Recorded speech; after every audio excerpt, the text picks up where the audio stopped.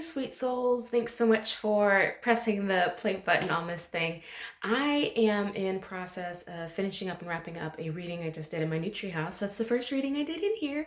I'm so happy and proud of that. But I did want to show you a spread that I originally decided I was going to use and then switched it out at the last moment. But it's predictive style. So I thought I would share, since I'm kind of on this predictive tarot kick with you all, I thought I'd share the process and briefly talk about some of the key points. And if you have any additional questions about it or on it, totally let me know in the comments and I'll answer any details that you need. So let me flip the camera to the spread and we'll move forward from there. So just a sec. There we go. Okay, so please forgive the terrible video quality. We know it's in transition. Any hoot, this is a layout that I use for a couple different purposes. I use this spread to do past life readings. I use the spread to do week ahead forecasts as well as to do year ahead forecasts. So come New Year's, when people are kind of in like this big life transition, this spread gets used a lot for kind of like an idea or a forecast as to what the new year is going to bring. So this is a zodiac style of tarot spread, and it's pretty easy to find online. I have my own like process that I've developed over time, but I use this spread to talk about the 12 different aspects of a person's life during a specific designated period of time. So if I'm looking for the next year or the next month or the next week, this can kind of sometimes be overkill for a week, but sometimes you want to know. So, we all get it. But I decide and I designate that timeline as I'm shuffling my cards and then lay them out, starting with 1, 2, 3, 4, 5, 6, 7, 8, 9, 10, 11, 12. I lay them out this way instead of a circle because my table is usually square, so it works for me. And then I throw in a center card for 13. Some people like to do it this way for like a year, like one card being per month. I don't really like to do it like that. I like to do it kind of like the zodiac style where it's like these are each houses. And so just to kind of briefly touch on each house, I don't have these memorized yet, so I always refer back to my notes. But the first house here talks about your self-expression and your identity and often how people see themselves.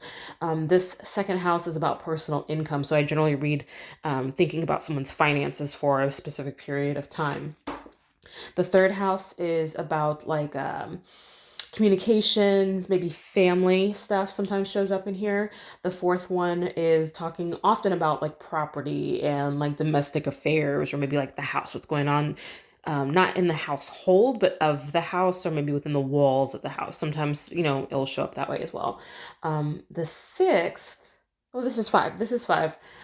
This is about like, fun stuff, maybe entertainment, romance, sexuality, stuff like that will show up in here. The six usually talks to me about career and work stuff. Seven is partnership. So often this can be relationships and marriage and things of that nature. So that usually is that guy over there. Eight is about rebirth and death, legacies, endings, things of that nature. What was I at? I was on nine. Nine, I read kind of as a spiritual kind of card. So this is kind of the spiritual, the self-knowledge, the growth and development. While 10 up here is about ambitions and goals and worldly attainments, is kind of how it's described. The 11th house is friendships. So that's kind of like the highly, not so deep card. And then the 12th house, this last one here, um, sorry, here's something weird for a second, is about maybe like the blind spot in our makeup. So to me, this is like about our anxieties or things that we're kind of like worried about for the year, or something we should be worried about for the year. So it just depends on the context.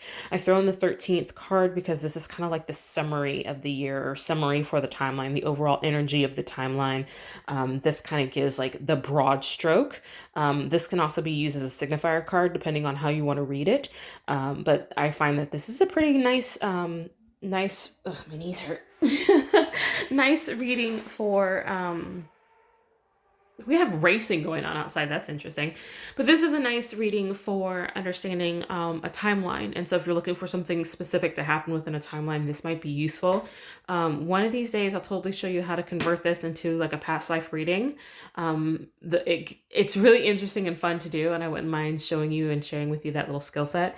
But I really thoroughly enjoy doing forecasts because, again, it's with everything. You know, the future isn't written in stone, it's written in sand.